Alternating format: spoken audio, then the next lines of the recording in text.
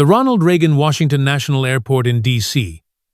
was a controlled chaos in the early morning, a living organism of rolling suitcases, muffled gate announcements, and the faint aroma of overpriced Starbucks coffee wafting from paper cups clutched by bleary-eyed travelers.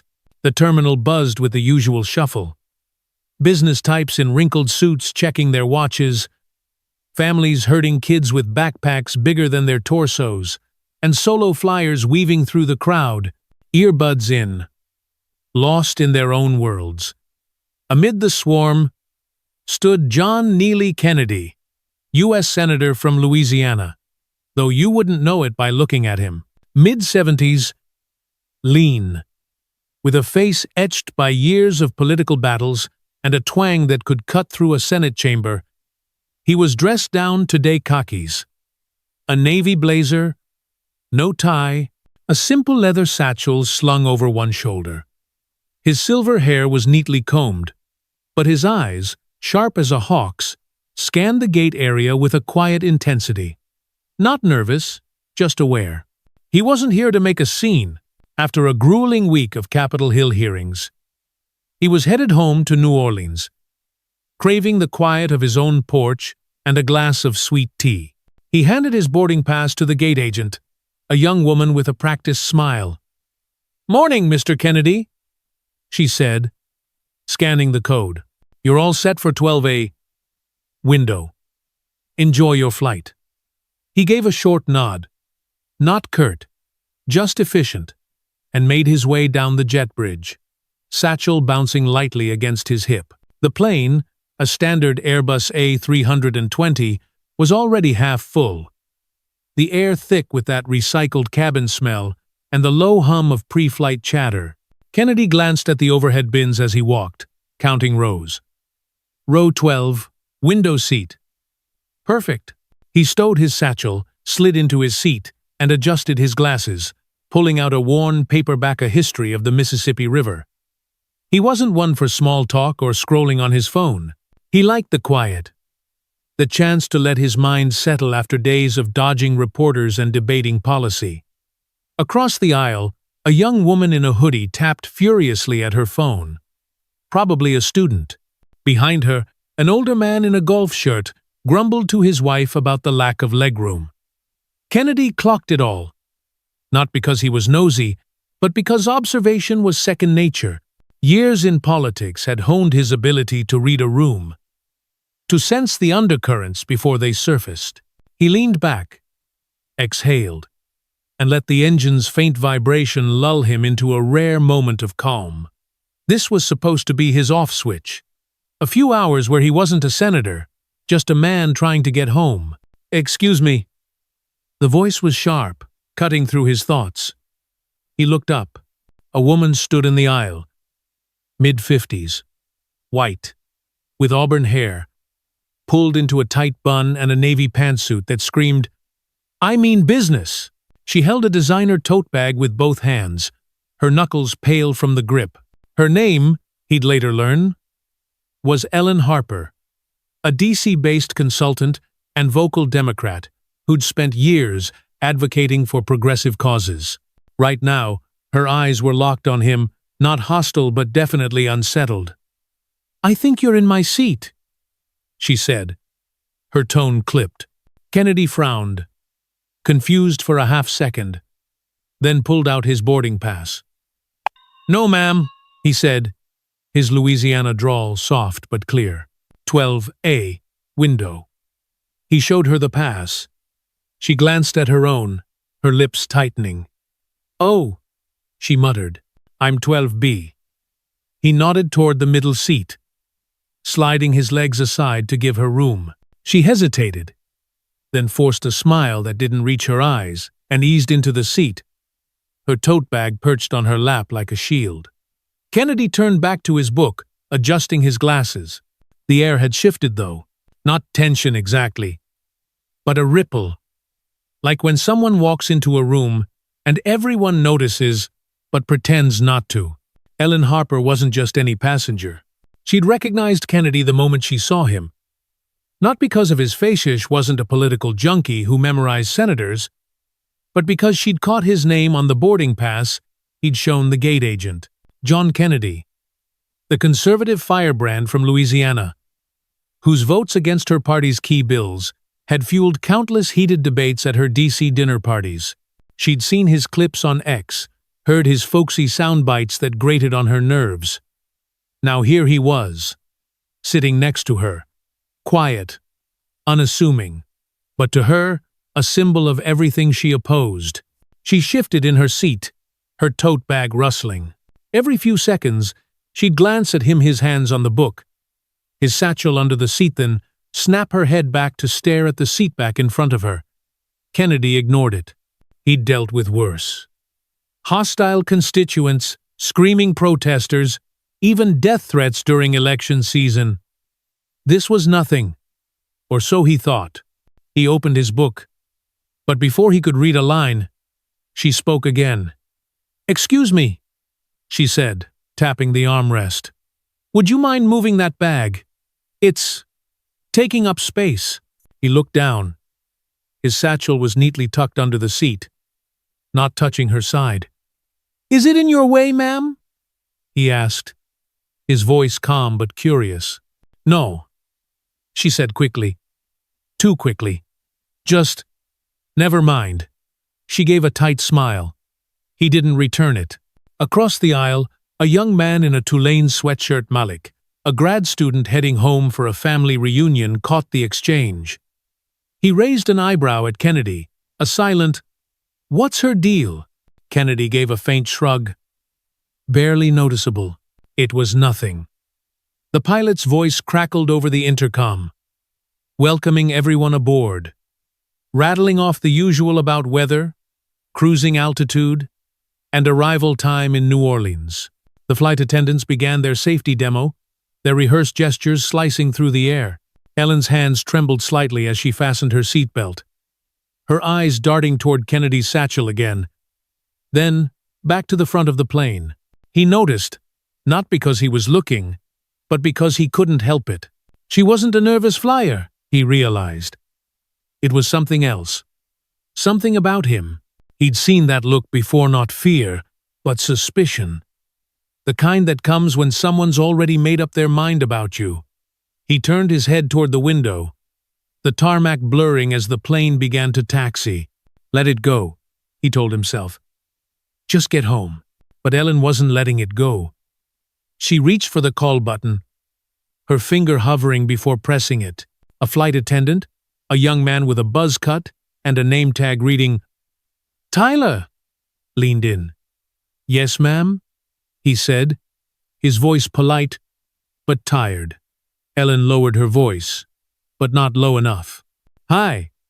I don't want to make a fuss, but could I possibly be reseated?" Tyler blinked. "Is something wrong with your seat?" She leaned closer, her words urgent but hushed. "It's not the seat, it's… I don't feel entirely comfortable sitting here. This man?" She tilted her head ever so slightly toward Kennedy. "He's acting oddly." Kennedy didn't flinch, didn't turn, just stared out the window at the runway lights. But inside, his stomach tightened. He knew where this was going. He'd been in politics long enough to recognize the playbook. Discomfort framed as danger, vague accusations meant to nudge authority into action. Tyler looked surprised. "He hasn't done anything, though, right?" "No," Ellen said quickly. "But something's just off. I'm a woman traveling alone. I trust my instincts." Tyler shifted his weight. "Let me check with the lead attendant." Ellen nodded, her lips pressed tight. Kennedy finally turned his head, his eyes meeting hers. "You might want to be careful with those instincts, ma'am," he said, his voice low, steady. She jumped slightly. "Two didn't mean anything. I just want to feel safe." He didn't respond. He didn't need to. Tyler returned with another crew member, a woman in her late 30s with curly black hair and a no-nonsense posture. Her name tag read Marissa, and her expression said she'd seen this movie before. "Good morning," she said, her tone professional but firm. I understand there's a concern about seating. Ellen straightened, her voice gaining confidence. Yes, I just don't feel comfortable here. I know it's last minute, but for safety, I was hoping you might have another seat. Marissa's eyes narrowed slightly. Is there an issue with the seat itself? No, Ellen admitted, lowering her voice again. It's the passenger next to me. I think he might be hiding something. Marissa turned to Kennedy, who was still seated, still calm. His book now closed in his lap, his eyes met hers. Not with anger, but with a kind of weary calculation, like he'd already mapped out the next 5 moves. Sir, Marissa said, could you verify your boarding pass for me? He nodded. Sure thing. He reached into his blazer pocket, pulled out the pass, and handed it over. She glanced at it. 12A. No issue. Ellen crossed her arms. I didn't say it was a seat issue. I just think we should be cautious. You never know who might be a problem. Kennedy's jaw tightened, but his voice stayed even. Not talking much isn't a crime, ma'am. I didn't say it was. She snapped, flustered. Marissa's professional mask slipped just a fraction. Ma'am, I need something specific to reassign seats, especially in a full cabin. Has this passenger threatened you? Ellen hesitated, sensing the eyes of nearby passengers now. A teenager in row 13 paused his music. A woman across the aisle tilted her head, listening. No, but he's got this bag under the seat and he won't say what's in it. And when I asked him to move it, he was dismissive, cold. Marissa turned to Kennedy. Sir, what's in the bag? Work documents, he said plainly. Private. Can I take a look? He held her gaze. You got TSA authority? Marissa paused. No, sir. Just ensuring passenger comfort. Then no, he said. Calm, but firm. Ellen scoffed. See? He's hiding something. That's not normal. A man in row 11C, a burly guy in a saint's cap, turned around. Lady, you asked the guy to move a bag. Now you're acting like he's got a bomb. What's your deal? Ellen blinked, caught off guard. I'm not accusing anyone. I just want to feel safe. You're assuming he's a threat based on what? The man pressed. Your gut? Ellen's face flushed. I think I'd like to speak to someone with authority, she said, her voice rising. If something happens on this flight and I didn't say anything, I'd never forgive myself. Kennedy shifted in his seat, his voice cutting through the noise. Is there a supervisor or air marshal on board? Because this is escalating over nothing. Marissa looked torn. I'll call ground control, she said finally. We're still at the gate. Captain will be informed. She turned and headed toward the front, her footsteps quick. Ellen leaned back, arms crossed, muttering. Some people get defensive when you ask simple questions. Kennedy didn't respond, his jaw tight. He wasn't angry, not yet, just tired. Tired of the assumptions, the posturing. The way a quiet moment could turn into a spectacle. Across the aisle, Malik shook his head slightly.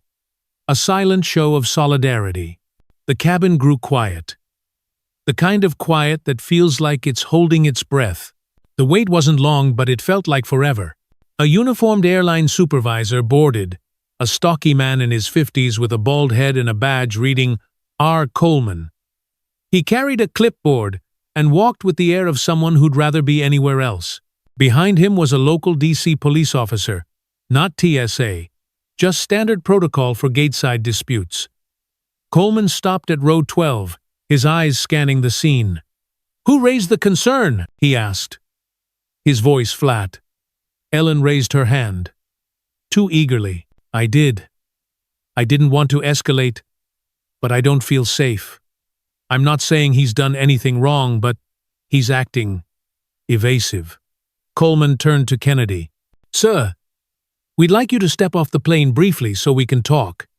Kennedy's eyes narrowed. Am I being removed? "Just ask to speak with security," Coleman said. "It'll be quick." The cabin was now a theater. Every passenger, a silent audience. Kennedy's voice stayed level. "For what reason?" "We've had a report of suspicious behavior," Coleman said.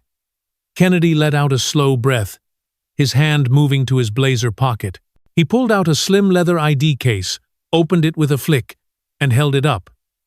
The gold Senate pin glinted under the cabin lights, alongside his official U.S. Senator identification. "John Neely Kennedy," he said, his drawl steady. "United States Senator, Louisiana. I'm heading home after a week at the Capitol. I've done nothing to warrant this." The cabin went dead silent. Ellen's face drained of color. Coleman blinked, caught off guard. The officer leaned in to read the ID, then stepped back. "You could have said something." Ellen stammered. "I didn't have to," Kennedy replied, his voice calm but pointed. "Not unless I'm acting in official capacity, which I wasn't. I was just trying to get home." The officer looked at Coleman. "We need to confirm this." Coleman nodded, rubbing his neck. "Let's radio TSA." The officer stepped away, and Marissa returned, her face a mix of regret and professionalism. "Captain's waiting on word," she said. "Should we hold the door?" Coleman hesitated. "Let's clear it first." The weight of the moment settled over row 12, heavy as the recycled air. Ellen clutched her tote, her confidence crumbling. Kennedy closed his ID case, slipped it back into his pocket, and leaned back, his eyes on the window. He wasn't gloating. He wasn't even angry. But the cabin knew something had shifted, and what came next would change everything. The cabin of the Airbus A320 was a pressure cooker, the air thick with unspoken judgments and the faint hum of the plane's systems idling at the gate. Row 12 was the epicenter, where John Neely Kennedy, U.S. Senator from Louisiana, sat with his Senate ID now back in his blazer pocket, his face unreadable, but his eyes sharp, taking in every detail. The gold Senate pin had flashed like a signal flare, silencing the murmurs around him. But the tension hadn't dissipated, it had only deepened. Ellen Harper, the woman in 12B, sat rigid, her designer tote bag still clutched like a lifeline, her auburn bun slightly askew from the nervous way she'd been shifting in her seat, her accusation vague.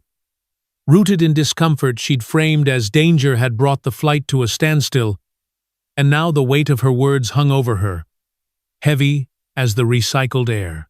Across the aisle, Malik, the Tulane grad student in a green sweatshirt, had his earbuds out, his eyes flicking between Kennedy and Ellen, his expression a mix of disbelief and quiet outrage. The other passengers were no less engaged. The teenager in row 13 had his phone angled, probably recording, while the man in the Saints cap in 11C kept stealing glances, his jaw tight.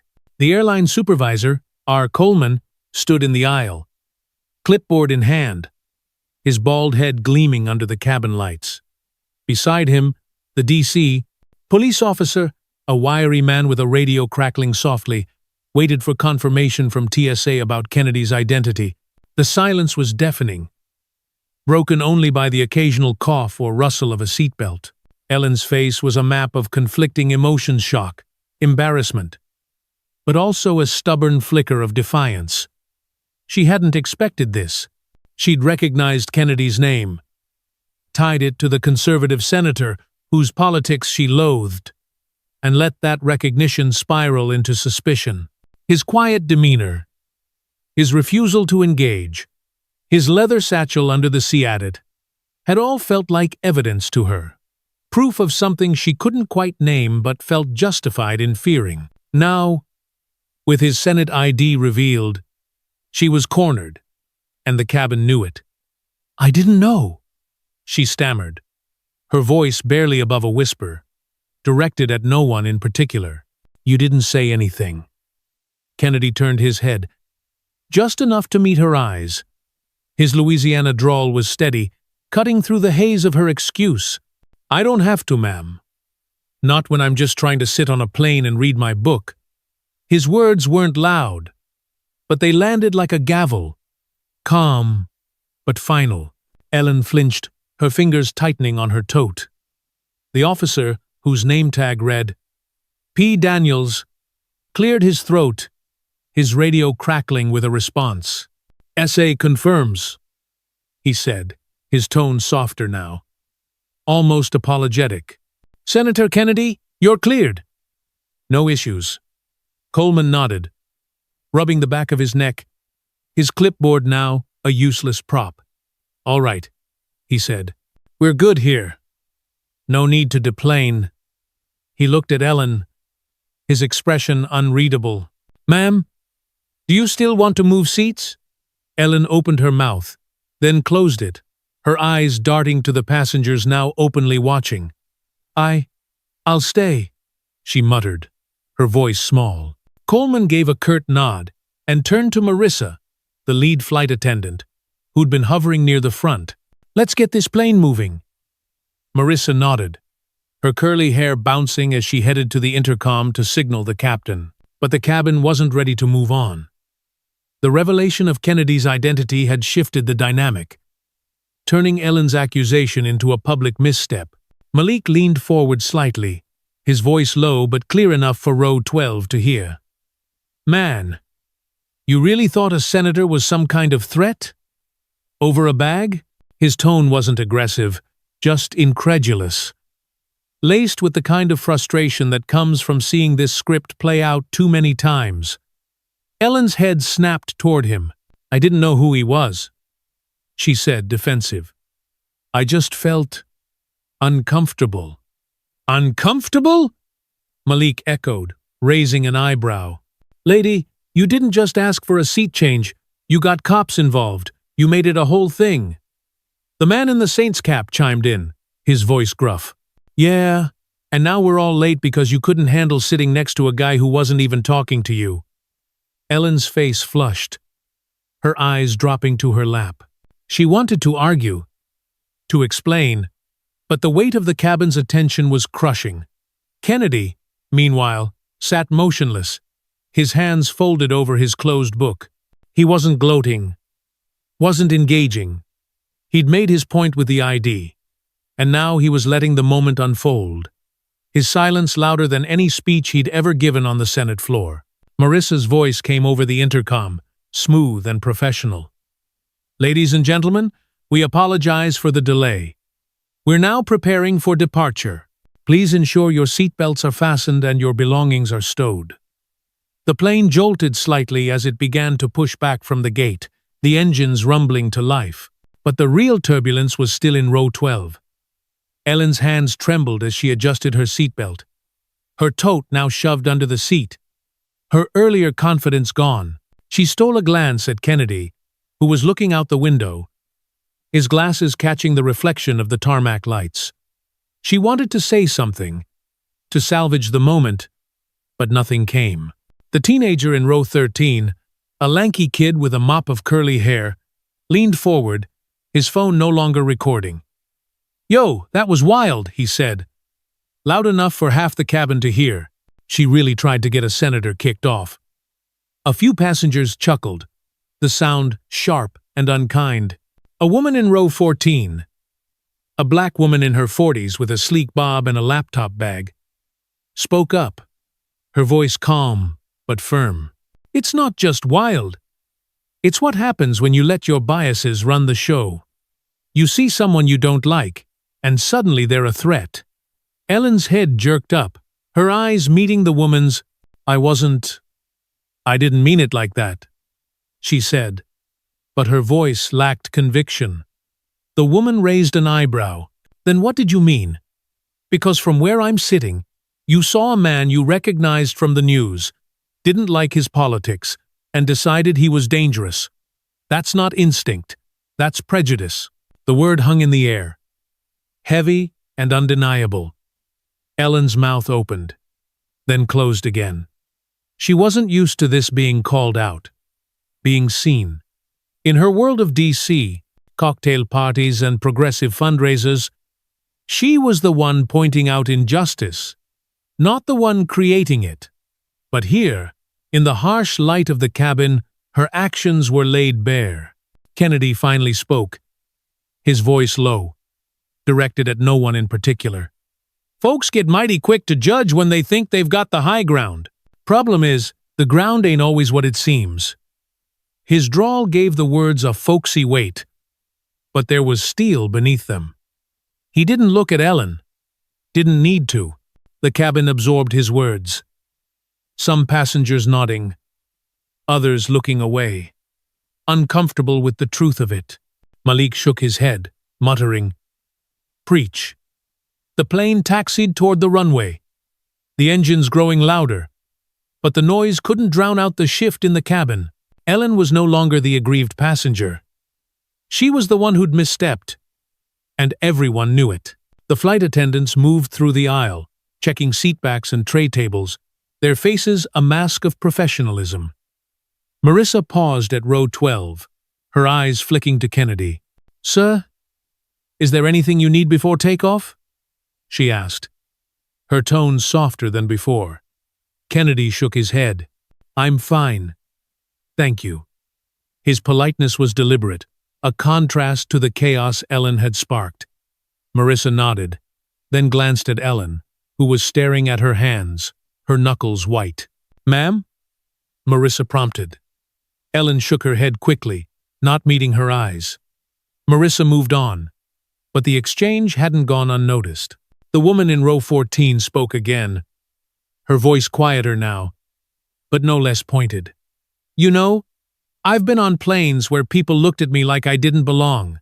Never thought I'd see someone try to pull this on a senator, though." Her words weren't just for Ellen. They were for the cabin, a reminder of the broader stakes. Ellen's shoulders slumped, her tote bag now a forgotten weight under the seat. She was starting to feel the edges of something guilt, maybe, or the dawning realization that she'd misread the moment in a way that couldn't be undone. The plane reached the runway, the engines roaring as it prepared for takeoff. Kennedy leaned back, his book still closed, his eyes now fixed on the window.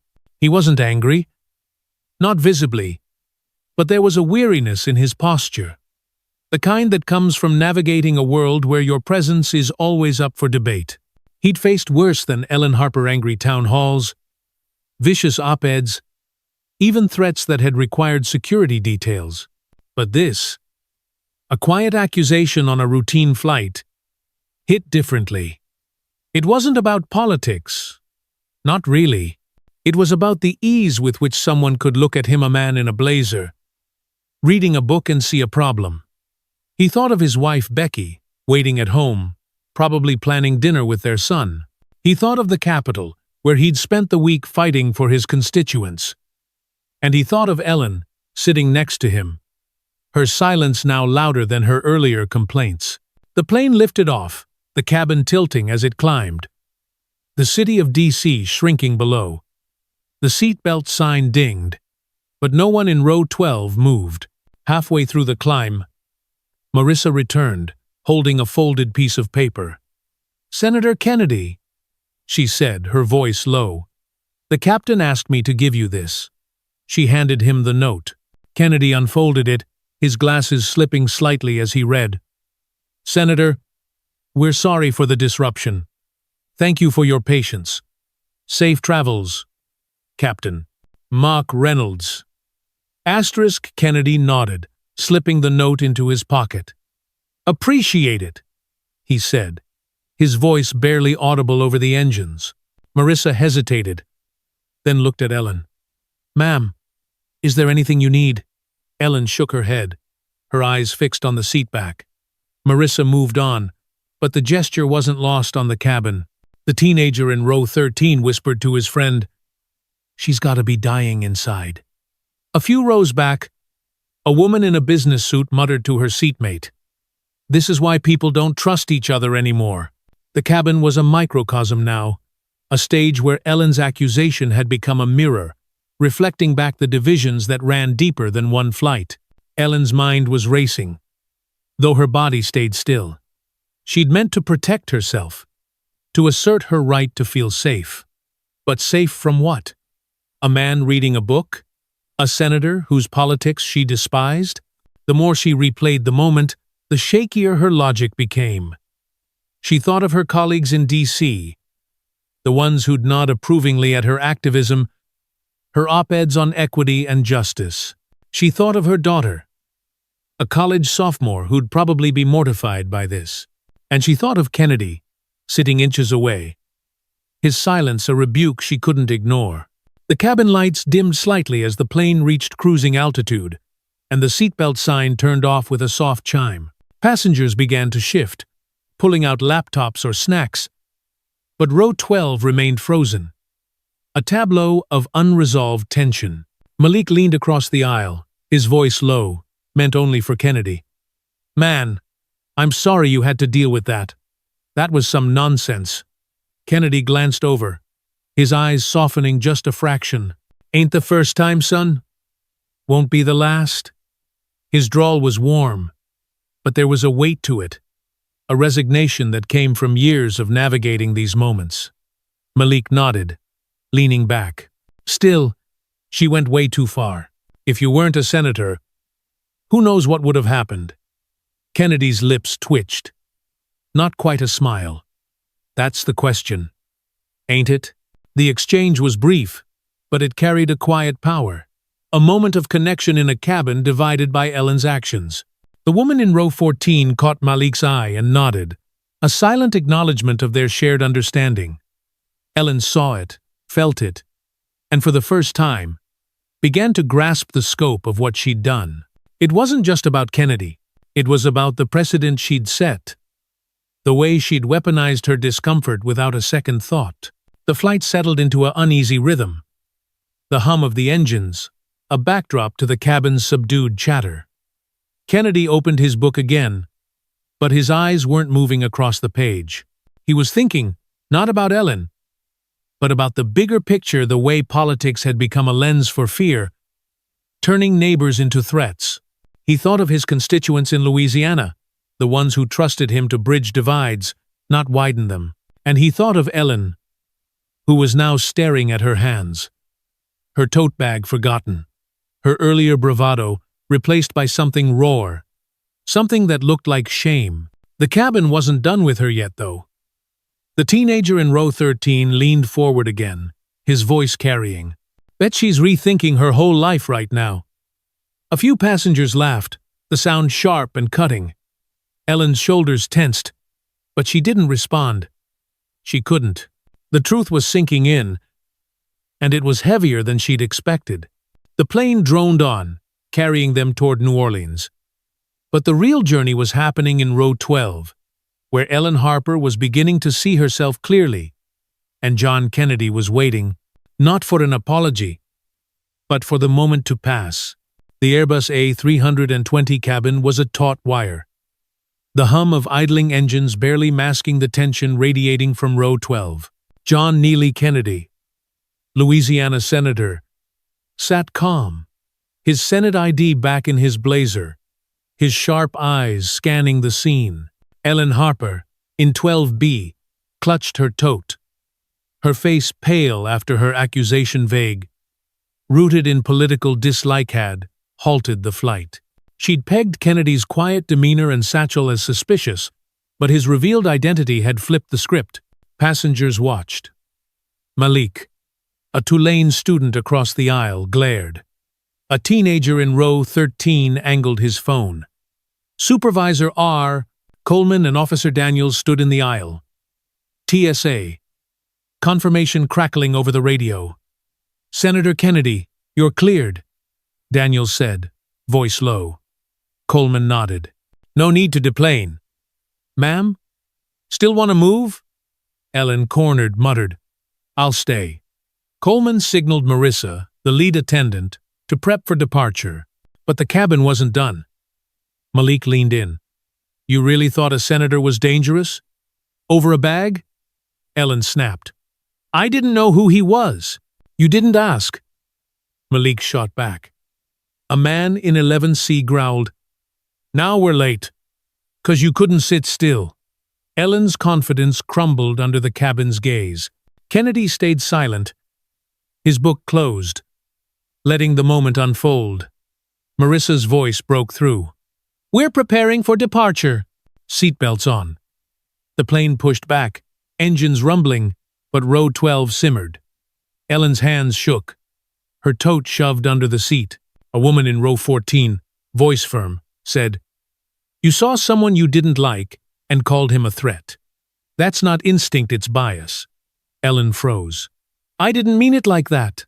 "Then what?" the woman pressed. Kennedy spoke, drawl steady.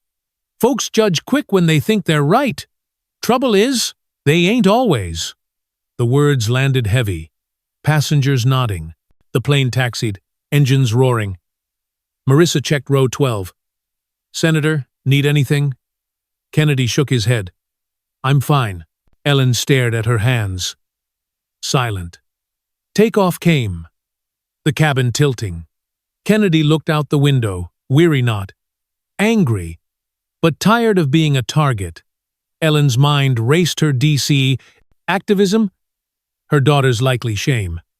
A note from the captain arrived via Marissa. "Sorry for the disruption, Senator. Safe travels." Kennedy pocketed it, nodding. The teenager whispered, "She's got to be mortified." Ellen was, but the truth was heavier. She'd let bias, not facts, drive her. The plane droned on, row 12 quiet. The real reckoning still ahead.